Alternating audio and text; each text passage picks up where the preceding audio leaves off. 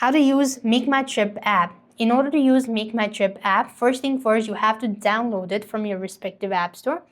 Once you're done downloading it from your app store, what you need is you just want to make sure to open that up and you have to register, right? So you can use a phone number or an email address and start adding in or verifying your contact information, as a verification code or one-time passcode will be sent.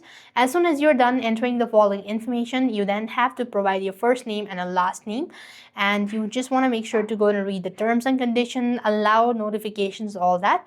And once you're done creating your account, you could start using it for booking hotels, flights. You could also check offers, deals, and all that available. And you could also go ahead and launch open a wallet section so that you could start receiving benefits.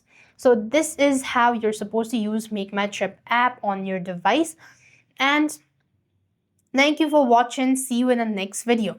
And if you're having any sort of issue, you might want to make sure that you're connected to a stable internet or that your application is updated to a latest version. So thank you for watching. See you in the next video.